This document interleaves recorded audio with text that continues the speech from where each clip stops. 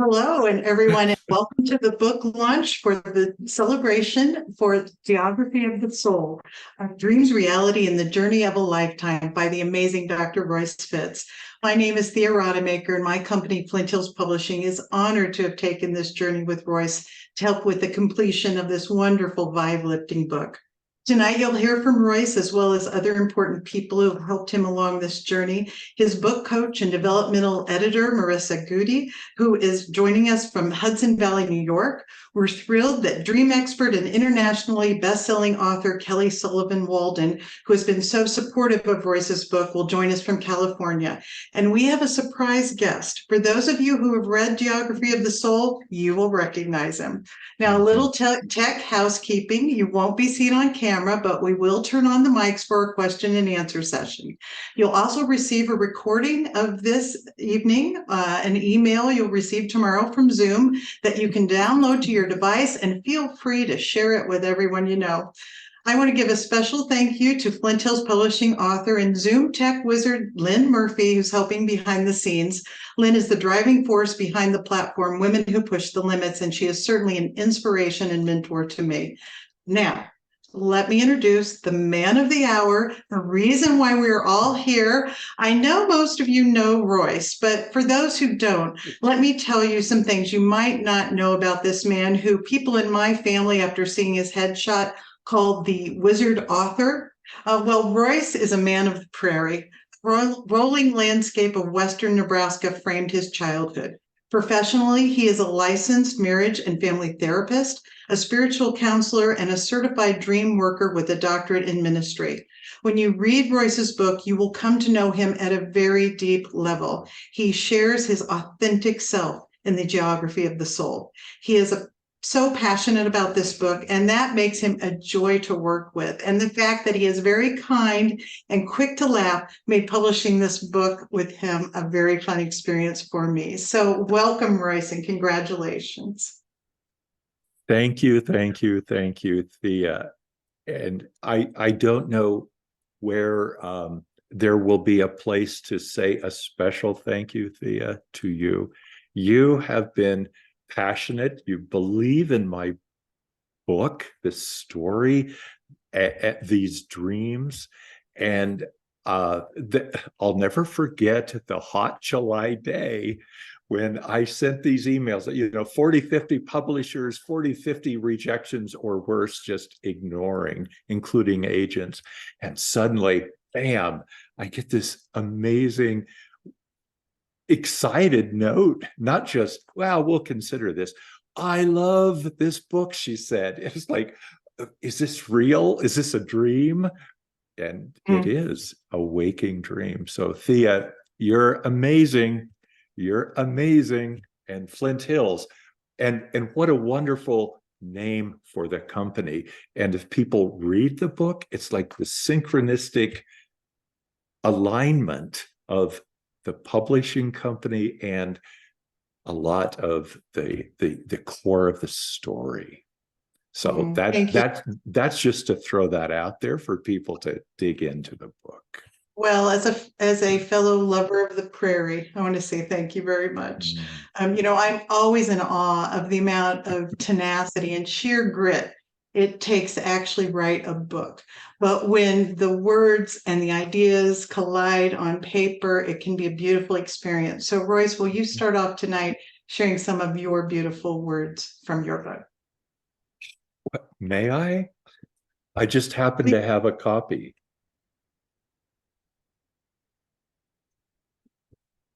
Writing a book is an awful, beautiful experience, literally. So I'm reading from a section of the book that is relatively early in the book, in my experiences, before I actually get to the Ridgeway. And I got to London and was there about 3 or 4 days just to get acclimated and recover a bit from jet lag.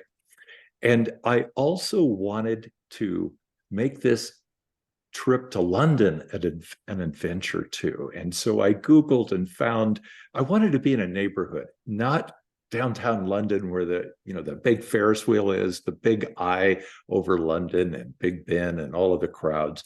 I wanted a neighborhood. And of all places, I landed in a little post-industrial area of London, very post-industrial area of London called Peckham. And it was kind of dicey and challenging for me to feel comfortable there. And then I fell in love with Peckham. And this is how Peckham held me and still holds me.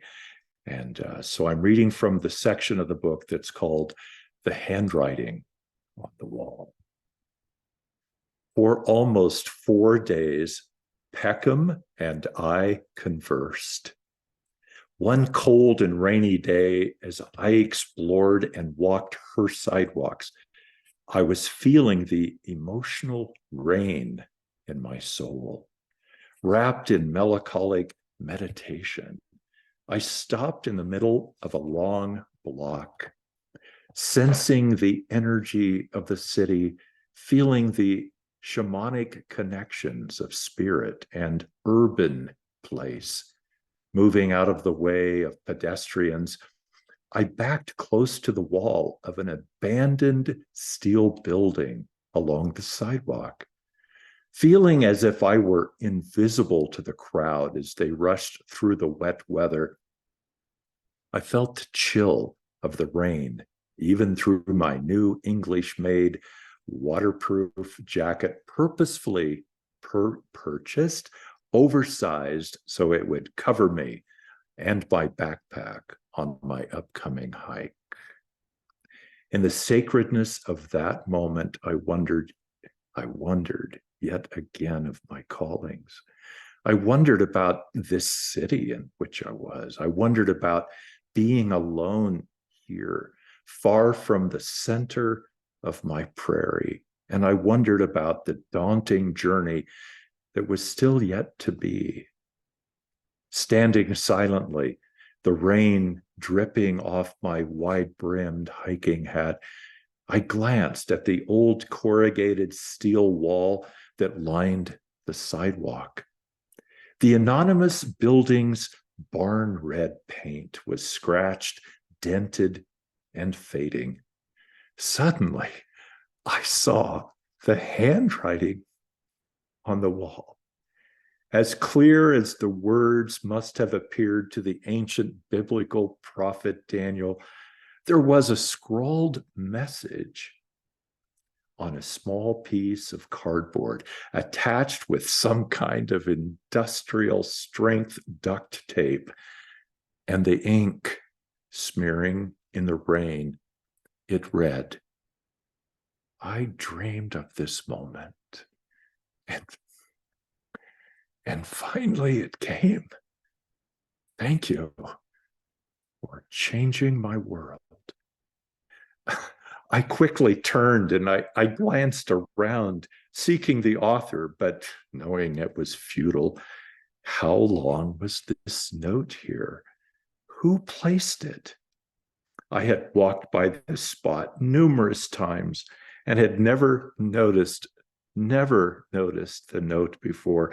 Was some poetic lover celebrating a mystical connection with another? Or did someone, like an angelic someone, a spirit in human form, follow me to Peckham, knowing I needed encouragement at this moment for this journey of my life? Did they leave it for me? I was dazed, joyous. This felt so personal. My rational, logical mind tried to minimize this message, but deeper down, I knew it was a spiritual affirmation of my path. This waking dream, this handwriting on that old scratched red wall out of the blue and in the rain, bidding me, saying, "Welcome, Royce. This is the place where you are called. This is the place where you belong. This is your Straveg. You dreamed of this moment. And finally, it's here. You're here. Royce, the next time I read your book, and this is a book worth reading several times, I'm going to read it with your voice and phrasing in my head. It's absolutely beautiful. Thank you. So, Thank you. early in your book journey, it seems to me you found the perfect writing coach, and she's Ooh, here. I did. So I'm going to let you introduce her. And is she here? Yes. So I'm here. yeah, thank you.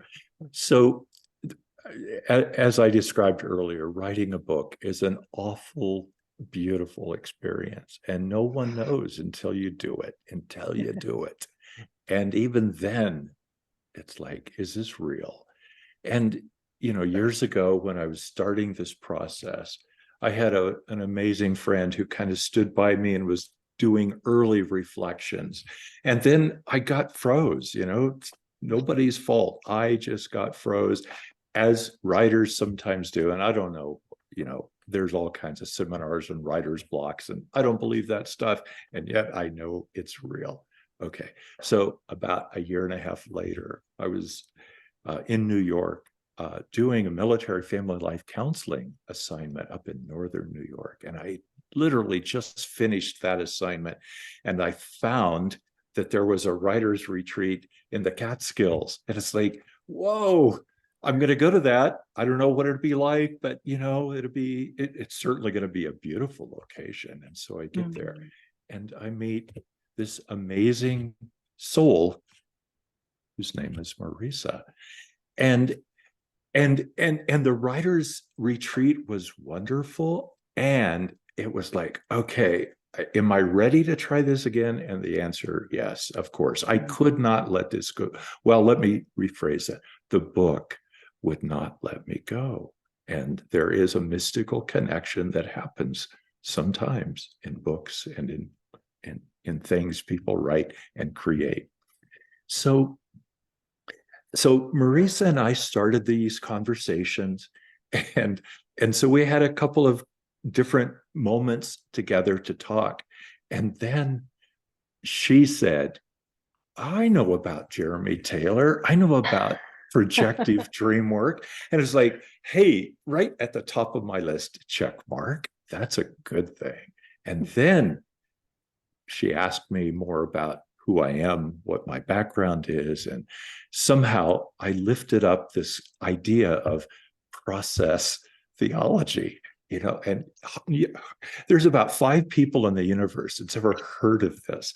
And she says, yeah. And she starts, this is where I get teary. She starts listing some feminist process theological writers.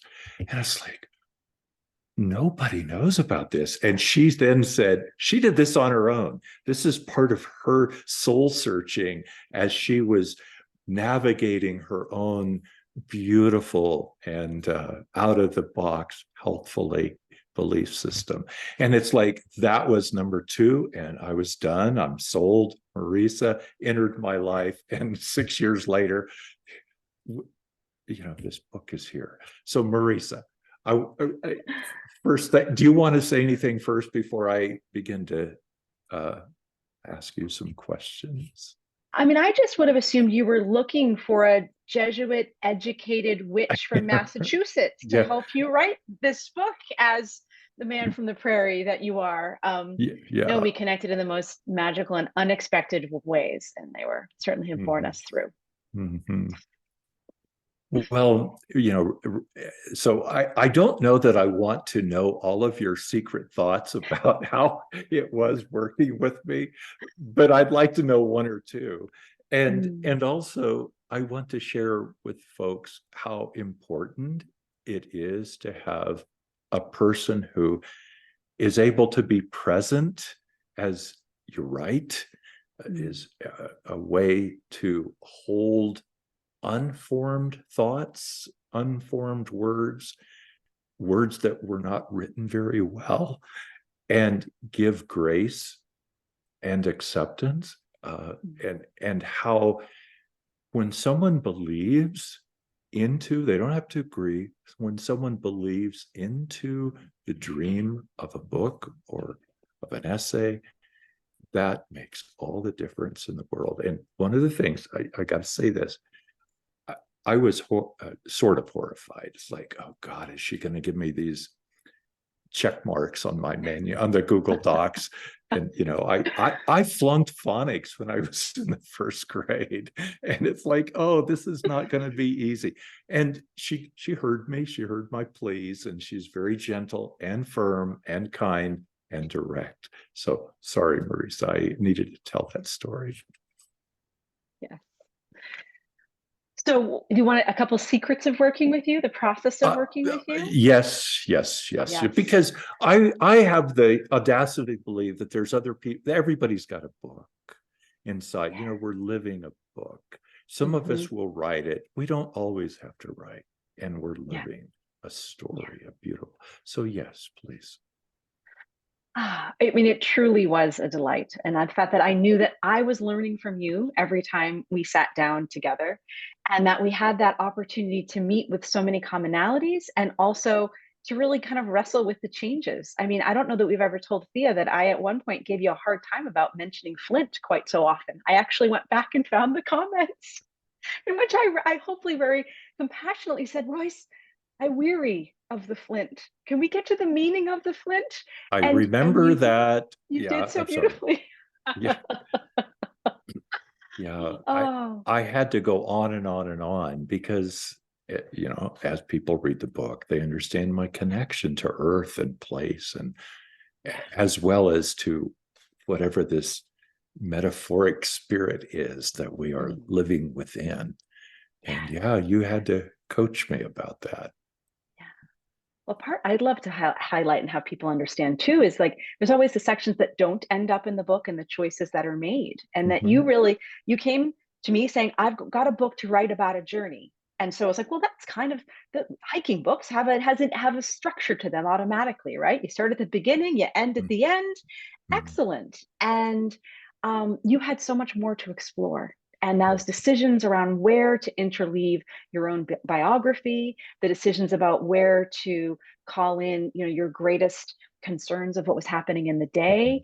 I mean, it was a fair ways into the process. Those who have read the book and will get to chapter 1 and recognize chapter 1 does not start in England. Chapter 1 starts in upstate New York. And that was once we arrived at that decision, it seemed absolutely inevitable, though you had completed the hike at the beginning of the book. We knew that it offered people a way in that would give really the wholeness of who you are, in terms of your spiritual outlook and your whole way that you hold people with your subversive compassion, and the sense that you were doing it at it was an army post in that first scene, right? Northern New York. That's right. Yeah. And knowing that gave all your different really spectrum of possible readers, a way in to see you, so that yes, it's a book about a sacred journey in a beautiful ancient land. And it's also about the mess hall of the US military and your own wide open wonder of walking into that experience for the first time. There's an excellent scene about a porcupine, folks, that I swear you'll learn something about porcupines you may not know. Well, and for this to be a kind of an out of the box way to write a book and to start exploring the Ridgeway by not being in the Ridgeway. I remember making a choice and saying, I'd like to have this be the first chapter. Yeah. Because it's such how do I say this? A jarring introduction I believe in a healthy way to geography, the who we are, the what we are, and what we struggle with, and what we're trying to be. And so thank you. Marisa, thank you for all the wonderful work you put into this book. You're obviously very passionate about it as well. And the two of you recorded a podcast recently. Marisa, do you want to tell people the name of that? Yes, Your Royce podcast? was on my Not Work Storytelling podcast, and he tells a gorgeous story of that's in the book of his visit to Iona and how she is really the sacred divine feminine crone. It's a beautiful bit of a reading and a conversation we shared. Mm-hmm. Thank you so much. Yeah, it's a beautiful podcast, if I may say. And I re-experienced the geography of Iona all over again. So Thank you. Well, creating a wonderful book cover I have found is oftentimes the most challenging thing for me as a publisher. But I had an idea early on to connect Royce with Bonnie Gibson, who is a Flint Hills Publishing author and illustrator. And she and her daughter Taylor, who is a young adult with Down syndrome, they have a series of children's books they have created called the Fox Hollow series. Now, unfortunately, Bonnie really wanted to be here tonight, but she's successfully recovering from surgery. But still, Royce, I wanted you to talk give us just your overall impression or what it was like to work with Bonnie and to have the opportunity to have a beautiful original oil painting that we use for your cover. Oh, it's this is such I'm stuttering. This is such a beautiful result of finding the right artist, finding the right elements. I don't know if you can even put up on the screen the painting. I don't think that's possible, so I apologize for even going there. Okay, so with every word, I nourished, I carved, it carved me. It's hard to write and it's beautiful to write. And I know how I get. I get, super OCD, compulsive. I want every word, every paragraph, everything to be just right.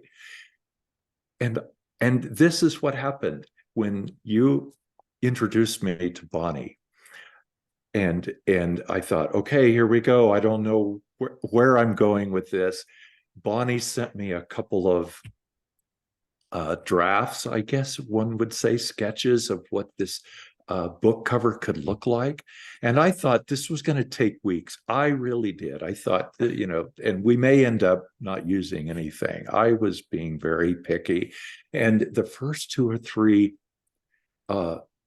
pictures she sent me, it was like, what? Yeah, as you look closely, I told her, Bonnie, it's like you have this spiritual drone over the ridgeway, drifting over the ridgeway. This looked like the last 2 or 3 miles of the Ridgeway Trail. This elegant green and the clouds and the sky and the trees and that little trail that just went on and on and on. Beautiful. Boris, you were very fortunate because I can tell you most illustrators do not read the book. But I had sent Bonnie the book and I said, you're going to like this book. And she sat down and read it very quickly. And I think that is why she connected with you on it. And I'm just so glad that the two of you were able to make that. Oh yeah, she's a gift, and she wanted to send me, the original. It's like, I'm a nomad. I don't have a place. When you find a place to park, it will be, yeah. And so she's great. Okay, and a shout out to her as an illustrator for her children's books, and her and Taylor, who do these beautiful Fox Hollow series for children, and the delicate paintings that are there and the little messages that just hold an adult as well as a child. So Taylor, Bonnie, thank you. It's wonderful. Now, Royce, I remember very clearly a phone call that you gave me. I think you had even pulled over to the side of the road because you're good about that. You were so excited because Please say that publicly because I don't want to get arrested. So yeah. oh, yeah, no, you did not, you pulled over. And Kelly Sullivan Walden had sent you a beautiful endorsement for your book. Kelly is considered to be one of the foremost dream experts in the country. She is a sought after speaker and she has published 7 books. Very impressive. I love the title for her next book. I'm going to make sure I put it on my nightstand.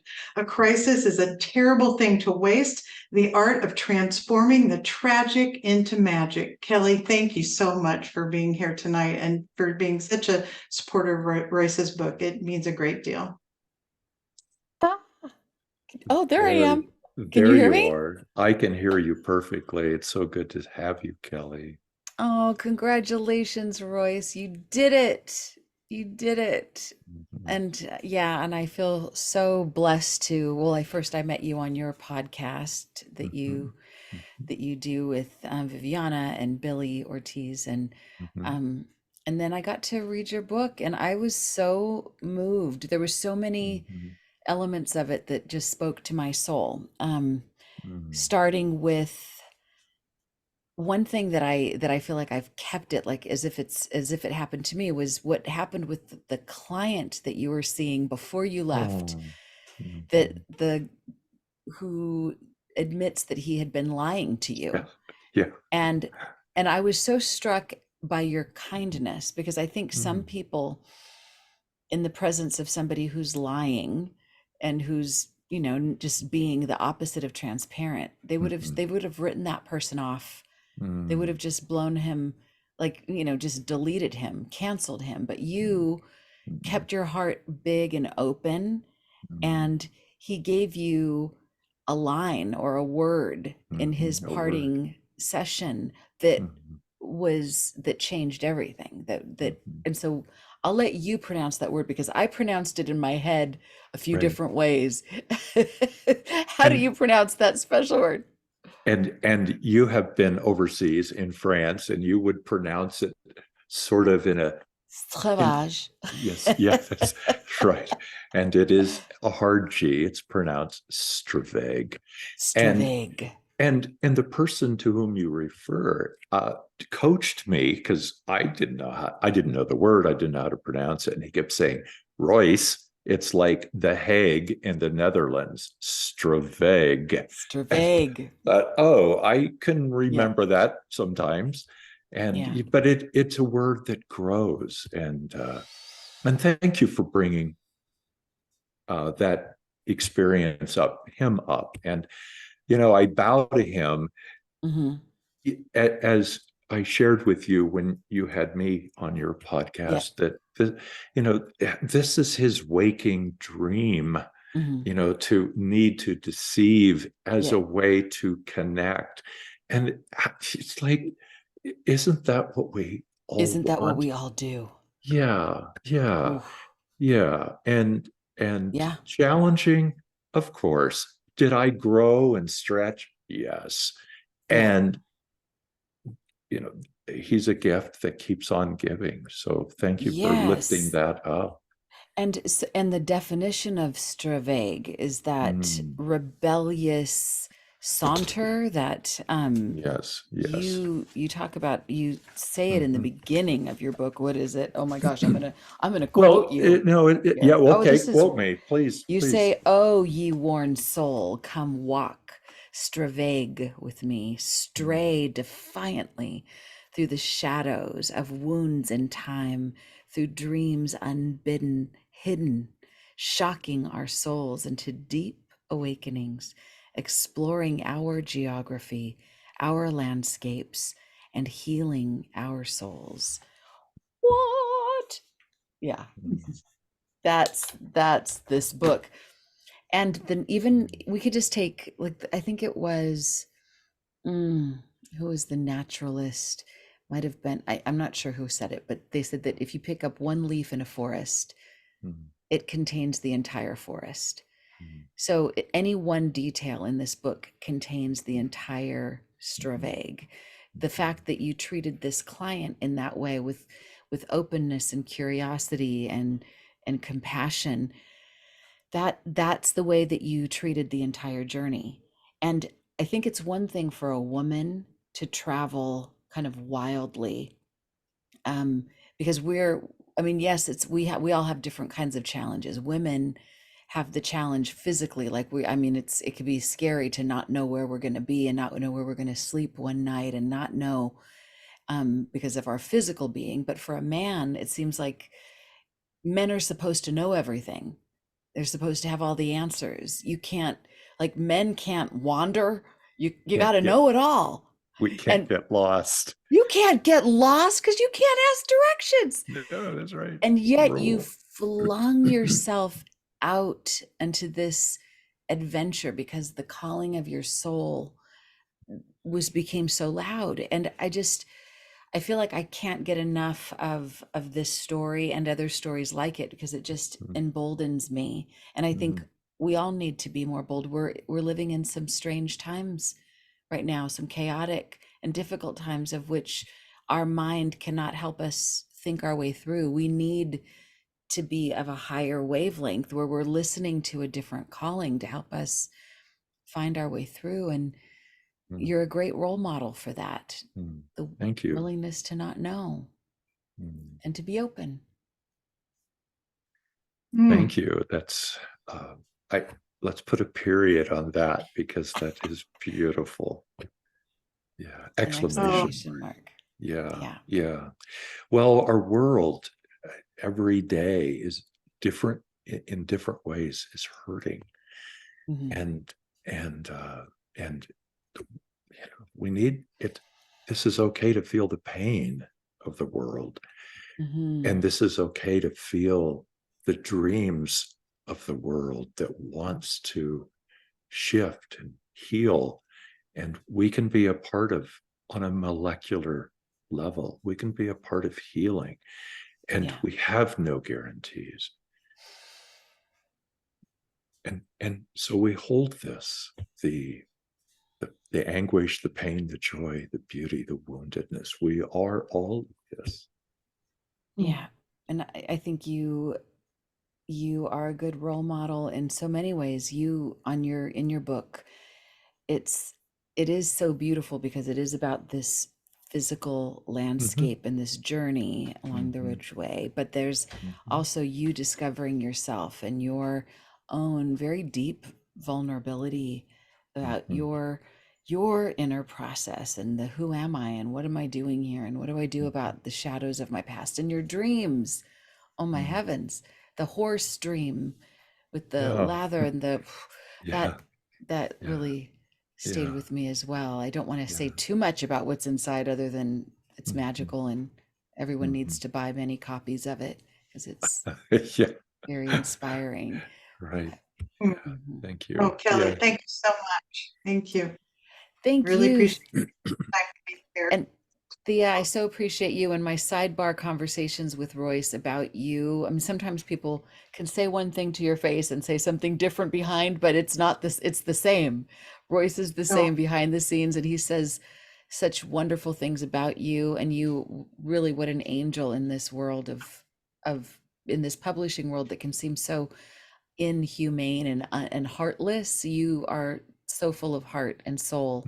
And I appreciate the fact that you saw this diamond in the rough and you said, thank you. We're going to bring this to the world. So you guys are making my day. Thank you so much. It's your day too. Oh, thank you so much, Kelly. Thank you. You're an inspiration. Thank you. Congratulations to you both. Thank you. Well, Royce, I believe that there is another person, someone perhaps from across the pond, that is going to join us. Are you there, person across the pond? Yes, you are. Wonderful. I sure am. Oh, doesn't that real English accent sound great? Not this Americanized stuff. This is the real English accent that we're hearing. It doesn't matter what the accent is, mate. It's all real. So I'm going to Just set. one thing I have to say first, Royce, is that I haven't actually read all of the book because it only arrived, and I can't do PDFs, as I told you. And it is quite strange that you started your journey in England in the place that I grew up. Wow. Wow. In Peckham? I grew up in Peckham. Oh my gosh. So there's lots of this. There are too many connections. There are too many connections, Royce. There are too many connections. Yeah. Wow. So that's another book right there. Thank you. Yeah. So I'm gonna set you up. I'm gonna set this up with a little bit of an explanation as to who this amazing soul is that was born in Peckham, which I did not yet know, and how I met him. So I'm hiking along the ridges of time and spirit and geography, hiking the Ridgeway in this beautiful area of England, of the Ridgeway that's called Swincombe. And before I get to know that place too much, I had to walk through, and I'll explain this a little bit in my reading, through what like this beautiful area. And my heart was heavy with sorrow and anger, not because of the geography of the place, but because of what I was just ending walking through. It was the English version of corporate agriculture. And I can go on and on about that. By the way, thank you for playing Willie Nelson's On the Road Again and his work with small farms across the country. So I was grieving this cold corporate experience of this land, a farm in a beautiful space. So I was morose. I was lost in my thoughts. And I'm going to read to you from the section of the book that's called The Good Shepherd. The land on which I was now hiking in modern-day England was no different, not any more open, not any more just, or any more free than the farms and ranch lands in America.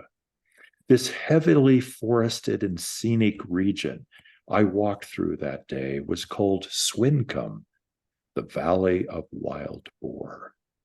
In 1086, it was the exclusive hunting domain of royalty. If you were hungry and if you were poor, you were forbidden to hunt there. To do so was to risk the penalty of death. The royals and nobility, the agricultural monopolies and corporate farmers of that time fancied themselves predestined by God and the church. They were the power-hungry elites of their day. And in the patterns of history, the same energies now occupy the upper echelons of my modern America. I was lost in these painful, sobering thoughts. I sauntered slowly down the pasture lane as it followed the edges of a steep hill. The tall trees on the side of the lane reminded me of the prairie's rugged, elegant cottonwoods that often lined the boundaries of gravel country roads and offered inviting shade from the hot sun. Suddenly, an old beat-up pickup truck appeared right beside me. The driver, a white-haired man smoking a cigarette, had his arm draped out over his window. I was shocked. I gasped in surprise and saw he was smiling and waving his arm in a kind of apology. "Sorry," he quietly said. "Sorry, I saw you walking, and I didn't want to frighten you by coming up quickly behind you. So I turned off my engine and coasted." Shocked and then calmed by his obvious friendliness, I noticed his small, beautiful sheepdog silently prancing and dancing in the back of the truck. I'm going to move my sheep from one pasture to the next, and we'll be using this lane. I didn't want you to be caught in the middle of the herd. What a contrast. What a contrast. My thoughts had been mired in such gloom. But here was a genuinely friendly, sensitive soul.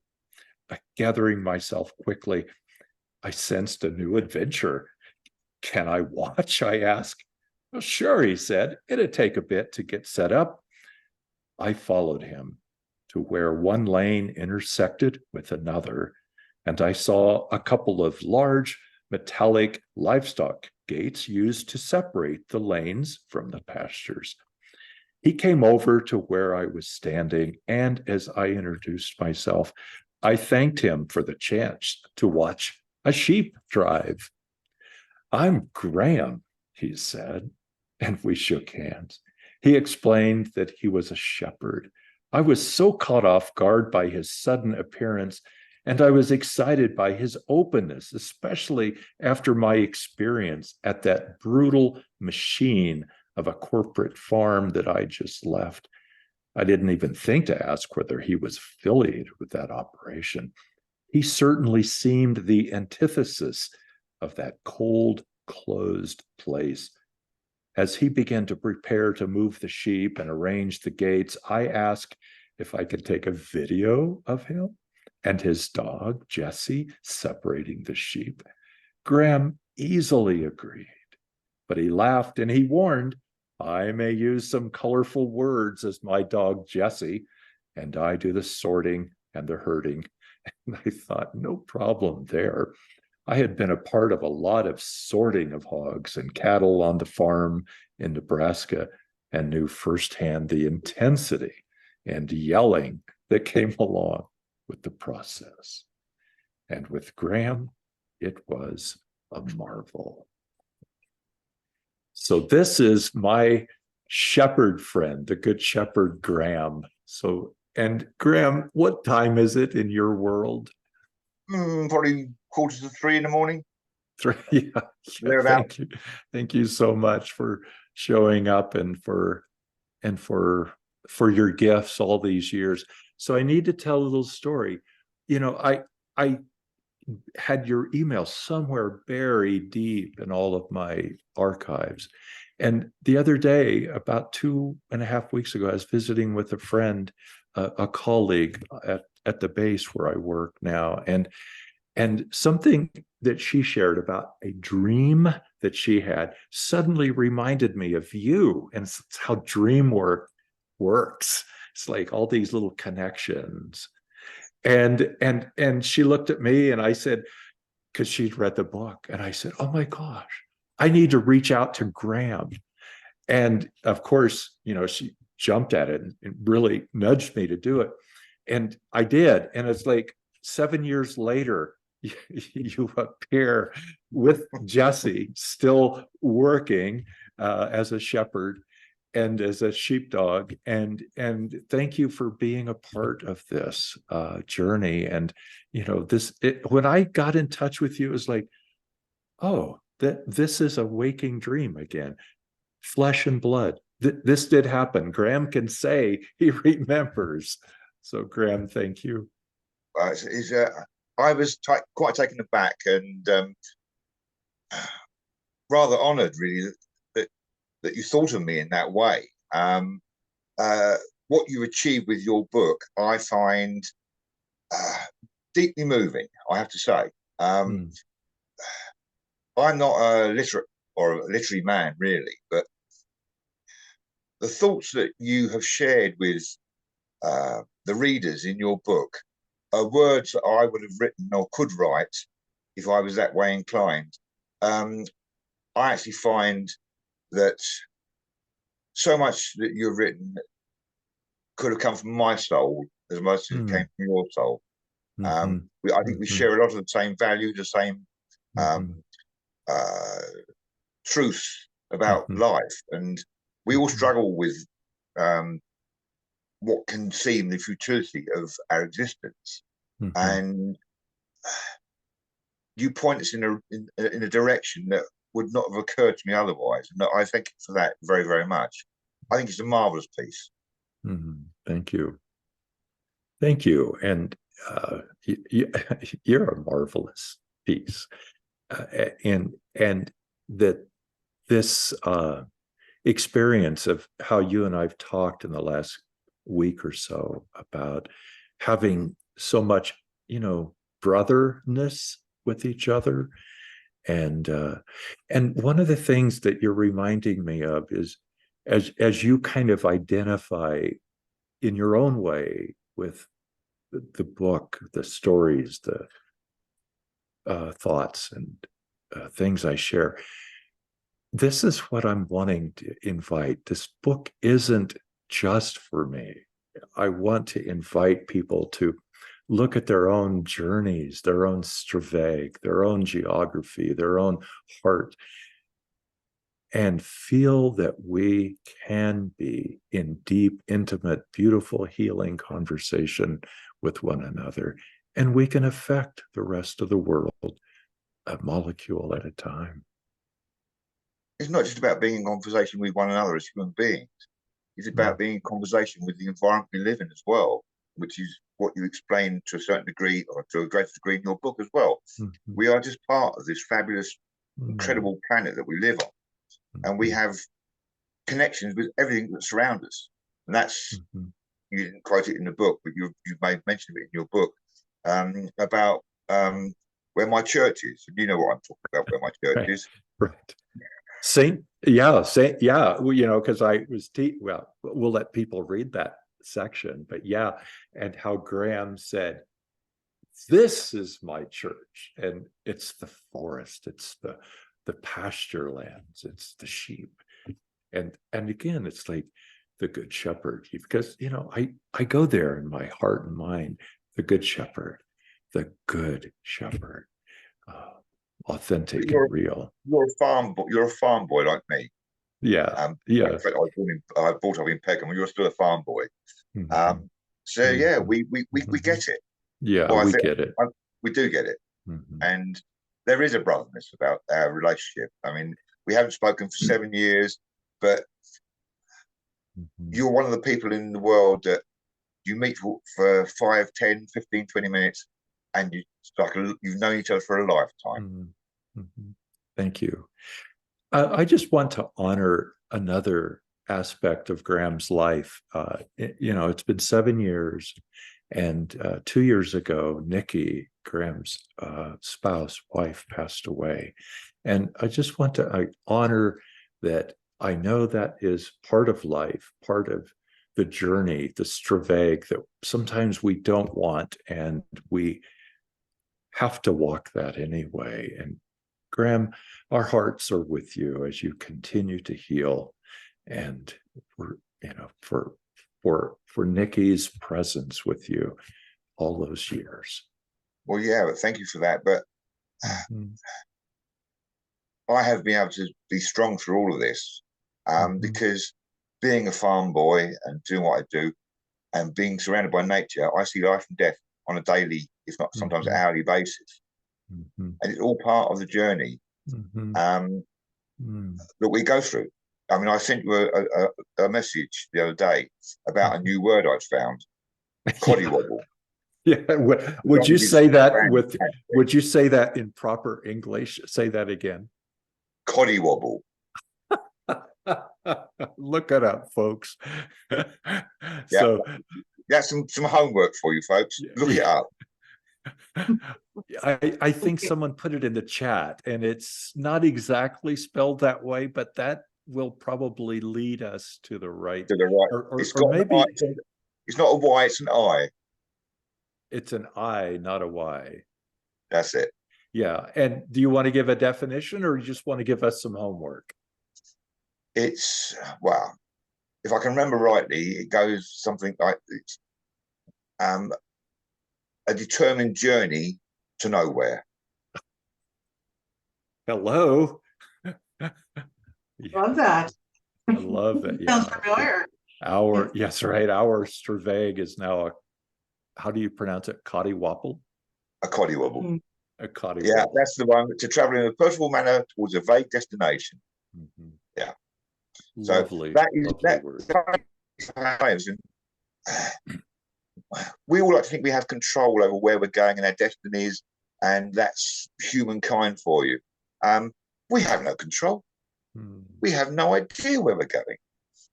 We're on this planet for a short time, and every day is just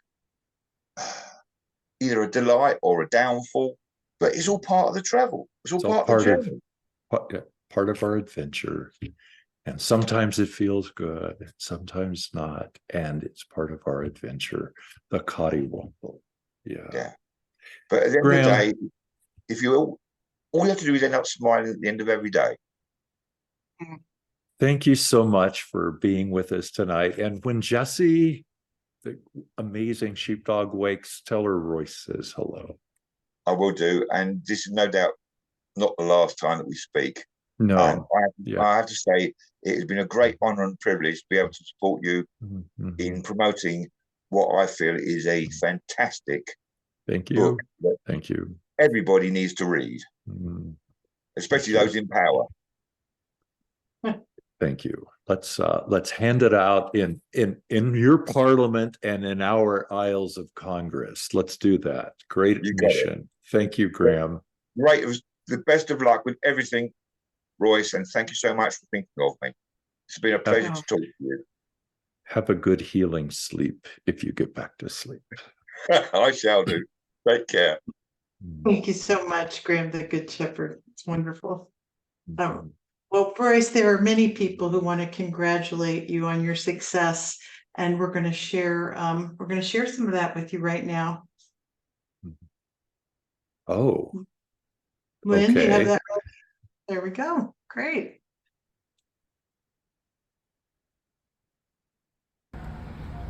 Hi, my name is Kate Seidman, and I'm a new friend of Dr. Royce Fitt's. I just finished reading his book called The Geography of the Soul. It is a beautiful book. I highly recommend it. Poetically written, and it's the story of his being disillusioned with the life that he was leading. And so he goes on a straveg, which is a long walk. He had seen in the New York Times an article about the Ridgeway in England, and he decided, I'm going to do that walk. And so that's what this book is about. It's about his long walk and finding himself. I highly, highly recommend it. Enjoy. Thank you. Hey there, Dr. Royce Fitts. Patty Ashley here saying, congratulations. Thank you. Oh my gosh, what a big accomplishment. What a journey you were on, and what a journey you share with your readers. Thank you so much for that. And thank you for letting me be a part of all of it. And I wish you the bestest of luck. Good ocean morning to you, dear Royce. Wishing you all the best on your book launch. May it be super successful all over the planet. Bye! From Half Moon Bay, California. Hey, Royce. Wow. My friend and my spirit brother. Look what I have. Congratulations on creating this beautiful book and digging deep into your soul to bring it forth so that we could all walk along with you on your straveg across England and into the depths of authenticity, the search for authenticity. So thank you. It's beautiful. And so are you.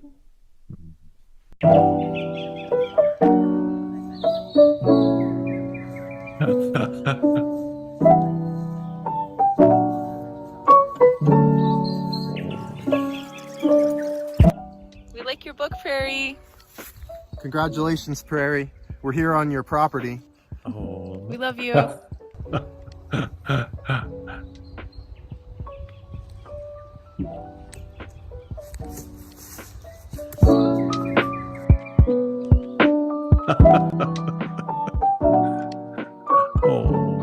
Thank you.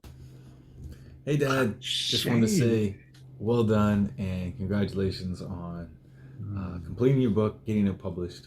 I just know how hard you've worked, how much it's meant to you. It's been a joy to see you go through this process and really dedicate yourself to it. I will definitely cherish it for always. And I really appreciate the dedication in there. And I feel like I've made the choice for adventure more times than not. Love you very much and truly very proud of you, Dad. This is really, really wonderful and just a really neat thing that you've done. Awesome. Take care, Dad. Love you. Hi, Prairie Poppy. It's so cool that you actually published this book right here. And I just want to say the cover is beautiful, and probably the book is too, definitely. And that, I love books, and the fact that you actually wrote a book is incredible. And I am so excited to read it. And I'm so cool. It's so cool that my grandpa made a book. So thanks for making it. And that's so cool.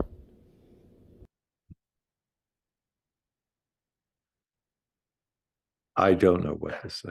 All of that. You're there, Royce. Such a gift from everyone, and the people that are here to just thank you. It's like a really feel good waking dream. So thank you everyone for being a part of this. So one of the things you don't know about me, but you do now, is that I was gifted the nickname by my grandchildren who call me Prairie or Prairie Puppy. And so you heard them say that. And it's like, that is such a tender gift. And thank you for that. Thank you for all of this. Well, you're welcome. You've worked hard for it. Bryce, we promised people that there would be prizes, and you have generously donated a hard copy of your book that you'll autograph, and then you also are going to give a prize of a 60-minute dream therapy session with you, one-on-one, probably over Zoom, I would imagine. So I've got a bowl here with everybody. That would be fun to go on location. And that's actually one of my hopes and yearnings that this book will launch is, in-person retreats and dream work sessions and conferences. So thank you. It's a nice segue, awesome. Thea. Oh, you're welcome. Okay, so the first winner, this is for the book, is Michelle Leclech, Leclech. Oh, wow. So get in touch with Michelle. That will be for the book. Wow. And then for 60 minutes session with Royce, I'm not looking. It is Kristen Cady, Kadi. So we're getting in touch with both of those people.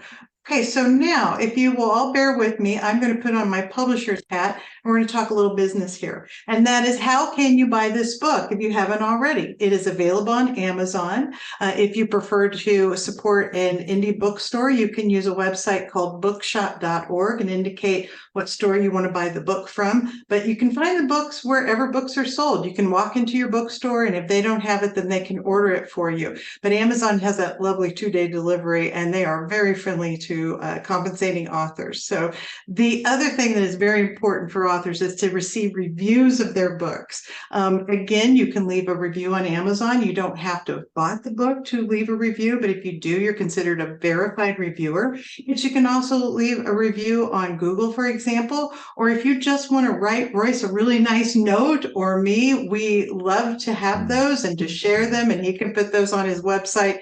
And the reviews are just a wonderful gift that you can give any author. Royce is a man who likes to travel. He's been described as a bit nomadic, and he has told me that he would love to pop into book clubs. Now, I'm not sure he'd even just stick to Zoom. He might come to your house. I don't know. But if you're a member of a book club, let us know. And if you want to order several books for everyone in the club, send me an email and we'll give you a discounted price if you're going to order, several books at a time. Also, if you would like to host an event in your town, in your home, at a bookstore, your church, your synagogue, outside under a tree, I have a feeling that Royce again would love, if he can work it with his schedule, would love to come there. Royce, you got to come to the Flint Hills. I want to show those to you myself. I will be on my way in about 4 Awesome. weeks. Okay. All right. So you can find out how to get in touch with Royce by going to his website, roycefitts.com. It's a beautiful website. He's got all of his therapy, spiritual counseling, everything about Royce. You can find out about all the podcasts and stay in touch with him. So now we're going to have Q&A. We're going to turn on your microphone, and to do that, you would raise your hand. And if you'll go over, look at your bar here on your device, you'll see reactions. If you click on that, you'll see that you can raise your hand. Or if you just would like us to ask a question, you can click on chat, which is also on this bar, and then we will read your question for you. But that concludes the prepared portion of tonight. So now we're going to put Royce on the hot seat with some questions. But I just want to thank everybody for coming and for participating in this this wonderful celebration of this book. So we have a hand up. I see a couple. All right. Oh, so no. Oh, no. we'll get some microphones turned on here. All right. Hello. And you'll just Hello. need to turn on your mic. So let's see. Lynn, who is first? Seth was the first one with his hand up. Great. So Seth, go ahead. I remember Seth. Hi, Seth. Seth, you need to mute. Click on your microphone, Seth, and then it'll be live. Be on. Yeah. Your microphone's still off, Seth. Okay, well, okay, the microphone looks like a mic. Just click on it with your mouse if you're on your computer, or leave us a question in the chat. Let's go to Sunflower. Do you want to unmute your mic? Hi, Prairie. Hi. Hi. Oh, so thank you. I love you. Yes. So these are people I don't know, but they've read the book, and so no relation. No relation. This is my daughter and my son-in-law Christopher, and my 2 grandsons in upstate New York, Conrad and Thatcher. Yeah, we're all here, and we wondered what your favorite part in writing the book was. The favorite part in writing? Yes. Wow. So I was in Germany doing a military family life counseling assignment, Southern Germany, or Bavaria, as it's called, beautiful area. And I gave up many weekends when a lot of my colleagues would fly away and go visit these, beautiful European areas. And I sat in my apartment working on the book. And my favorite part is when there was a moment, and Kelly tonight read the poem, there was a moment that I had to write that. And it took like maybe 30 minutes of, adjusting words. But that moment of writing that little poem that Kelly so graciously read tonight, and she didn't know I was going to say this, I didn't know I was going to say this, was a very fulfilling, enriching moment. So, tonight, that's where I go. That's my favorite writing process moment. It was like that poem called me, and it's kind of summarized the book, how I want a reader to wonder about the book. Thanks. That was a good question, people out there in upstate New York. Thank you. You're welcome. Seth was able to unmute now, so maybe we okay. Hi, Seth. Hi, Royce. How are you? I'm good. Yes, sir. We met at Deborah and Donald's house over dinner several times. several times and over several shots of really good whiskey. That sometimes that enhances the conversation. I think. Yes. Yeah. But as you know, I do have your book, and yes. Then you sent me an email, and that put the onus on me. You said, after you read the book, let's sit down and talk about it. So now that means I have to actually read the book. Yes, that's right. Although what I enjoy, I'll buy the whiskey though. What I enjoy doing is opening the book just at random and just reading a few pages, and then putting the book down. And there's always some very insightful, wonderful thing without having, to start to finish, read the whole thing. You can just open it up and read. And I love that. Wow. Thank you. I don't think anybody's ever said that. That's really touching. Thank you for that. Because even if, I open it and you're at the end of or starting a walk, or you're just meeting somebody, or, starting an encounter, there's always something very meaningful, even though it's, a short passage. Thank you. Wow. And then the other thing I might share is that I think, at least for me, you have given me more confidence in thinking about my inner life, and that I have an inner life that maybe is separate from, watching football, watching politics, the social life, all this, that there is a solid inner life, especially for men that kind of live their life outside themselves, in football or in sports or in whatever it is, that there is an inner life that you have. So I don't know if that makes any sense, but. Well, it makes sense to me. And by the way, the Broncos are doing very well this year, so it's a good time to give up for Lent football. And actually, on that deeper level, this. Thank you. That I want to say that's one of the invitations I am offering, because I need to go there. I need to dig deep. I need to find and create beauty and meaning. And this is what you're saying, that, in a sense, in our culture, wounded male, we need to have that ability. And we'll stumble, fumble, and tumble as we do it. And that's okay, because the intent is there. So thank you, Seth. Yeah, you have to try, because, as you know, I gave you my card, and my card indicated that I'm an existential detective. Yeah, what the hell does that mean? I say, well, are we in an existential world? The answer is usually yes. Do you need it then an existential guide? Well, there you go.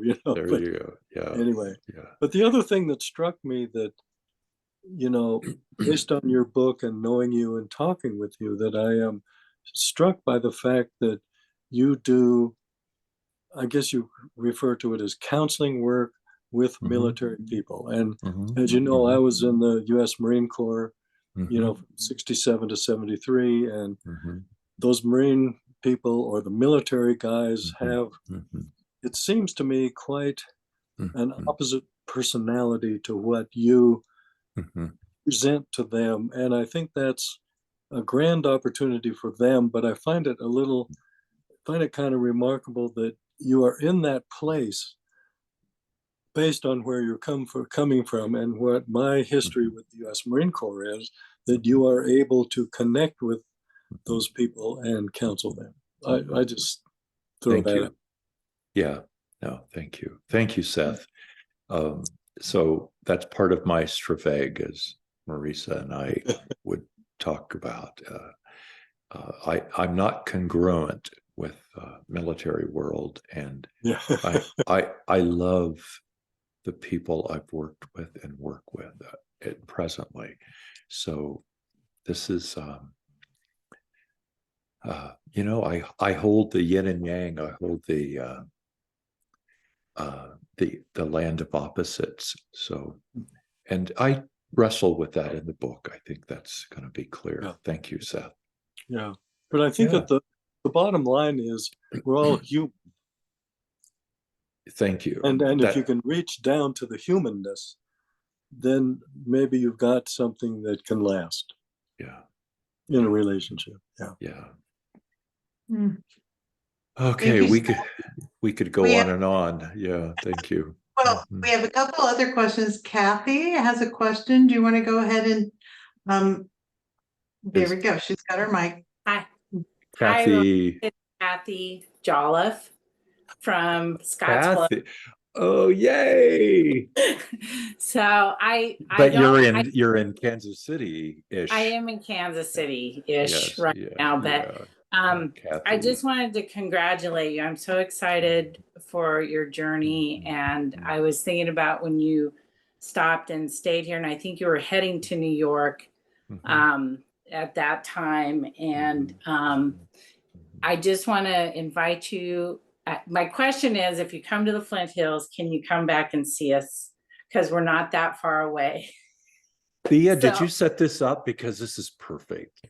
No, but I was setting the intention that I wanted to have an event for you in Topeka, Kansas. So yeah, and Kathy and Tom, you are lovely, lovely, lovely folks. So yes, let's mark that down. That's it. And let's do some version of a dream workshop or a reading, and explore all of this stuff together. So please nudge people within your spiritual community. And I know you have a solid connection there. So let's do that. Thank you. Okay. Thank you, Royce, and congratulations. I'm really excited for you. So there's a little passage in the book that I give homage to your daddy because of his presence, as I was growing up. So. Oh, okay. Well, thank you, Royce. Love you. You're welcome. Love you too. Bye-bye. Bye. We have a question from Julie Heffernan. Julie, do you want to? She's got her mic on. Hey, Royce. It's Julie from the Dream Group. And hey, Julie. How are you? I just want to say congratulations. I loved your book, as I think I mentioned once before. And just listening to this conversation tonight, it makes me want to read it again. Okay. Just like even go deeper. One of the things I was thinking about is in chapter 10, when Kelly was talking about poetry before, you have this thing, like this paragraph about the geography of air, and there is such a poem there, like just like put it into poetry form. I love it. It's just gorgeous. Thank you. And then I was thinking of this, there's a Julie, very Julie, good, Julie, can I interrupt? Okay. Sure. That moment, I remember penning those words, the geography of air. And I know exactly how that, came about. So thank you for acknowledging that. The words, thank you. Because, oh, thank you. So go ahead. Sorry.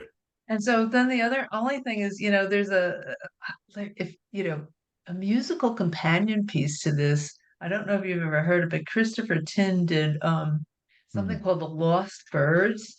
And like when I read your book, I kept thinking, because it's done by Vocis 8, which is a British chorale group. But before I ever read your book, I would listen to this music and I would think of like the birds on the prairie. And then after reading your book and then listening to the music, I think of, just going on this trail.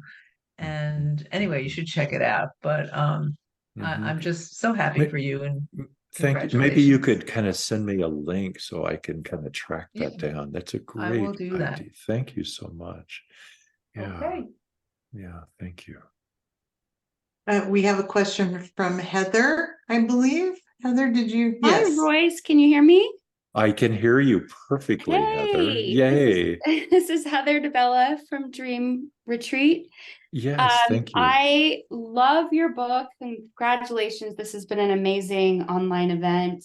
And it's just so interesting because I wanted to finish it in time, but I got literally to page 231 and just ended this afternoon before the Good Shepherd. And so I realized that what that part that you read was right where I left off. So I thought I'd bring up a question that there's a chance you might have touched upon it later in the book, but I'm guessing not. You mentioned a few pages before that in high school, your family's farm went from 90 acres to 180 acres. Yeah, about 160 or it doubled kind of. And you mentioned that even though it got larger, there were still slim margins. But anyway, I loved how you interwove so much of your life story with your love for dreams and your truth about the way you see the world. But I just thought it might be an interesting thing for you to tell us a little bit more what that was like when your family farm grew at that age. Okay, so I hear your words are making sense. I think something about anxiety kind of kicked in, so I'm not getting what it is you're asking. Just what was it like when it sounds like it happened pretty quickly, that all of a sudden you went from having a 90 acre farm to then having so in the passage that I wrote, it does jump to that, and it's a process that took years to develop in agriculture world and farm world. The profit margins are so small for farmers, and this is a whole nother chapter I could get into about that's what I thought. How this is conspiracy-ish, kind of designed so that small farms can't survive. Only in certain circumstances do they become profitable. Okay, so the land in which we farmed, this beautiful scape of earth, the profit margins were awful, and my parents went through some major crises trying to keep that alive and healthy. And the things that they don't control, farmers can't go on strike, not really, like the union is doing now with the automakers. We can't go on strike against ourselves, and so there's this vulnerability. So the stock market, cattle, etc., plummets, and then the banks come. And so it's a crisis always ready to happen. Or the price of dry edible beans plummets, or it dramatically increases. Can't control that. So there's a major gamble. So it was a long process. My father farmed that land, as partly with his family, and so it had to expand or die, and that's what's happening. So Julie, I don't want to get into too much more of that. No, you answered my question. Thank you for sharing. Here, go to Willie Nelson, go to farmaid.org, and you'll see some of this stuff, how they are trying to enliven the gift of small agricultural enterprises. Yeah, it feels fitting, especially hearing your answer to that you had the Willie Nelson song on earlier. Yeah, that was a lovely Thea. Well, congratulations. Thank you so much, Royce. Thank you. Royce, we have a question in the chat.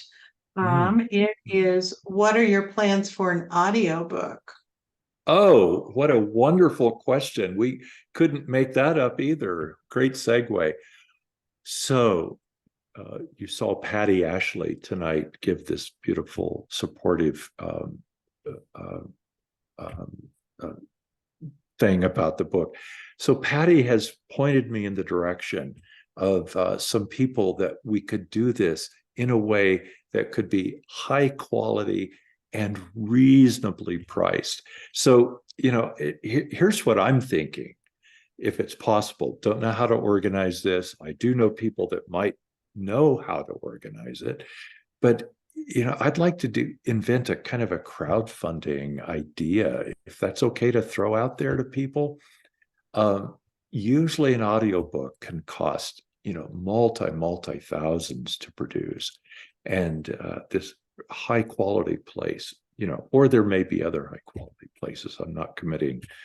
It's like for about 2,500 or 3,000, we can get a beautiful audiobook.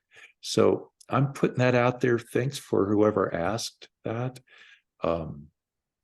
So as Thea says, how do you say that? I'm putting this intention out there. Well, let's be very clear. So you do want to have an audiobook? I do. Yes, ma'am. It sounds like you want to do some crowdsource funding for it, which I've never tried, but I've learned a lot with you, Royce. So I'll just keep learning. So I will say it is producing an audiobook it takes a lot of time, a lot of editing, and there are a lot of technical things that have to be done. But boy, it's really audiobook's important. People in my family listen to them all the time. So, and I think you can make it happen. I'm confident. Well, thank you. I do too. And I'm going to be the one to read my words. That's the other piece. So, well, yes, yeah. I would definitely vote for that. I would. Now, Royce, I don't see any other questions unless you have a final words you want to share with us. I think we're ready to conclude. Yeah. So thank you for hanging in there. I know it's late for many people, especially in the East Coast. So thank you for hanging in there. And everyone who has been a part of this, I'm grateful. And the beauty of this book that has emerged out of my heart, out of my soul, I hope in some way reflects your own dreams and hopes for your own Straveg, your own self. So thank you all, and may we dream and pay attention to those amazing movies that go bump in the night. I hope you can do an audiobook. It's a deal. Thank you, Seth. Right. Thank you so much, Royce. And thank you everyone who was here. And spread the word. Don't be shy. Tell all your friends. Thank you so much. Thanks for joining us. Good night. Thank you, everybody. Good night. Thank you all. Thank you all.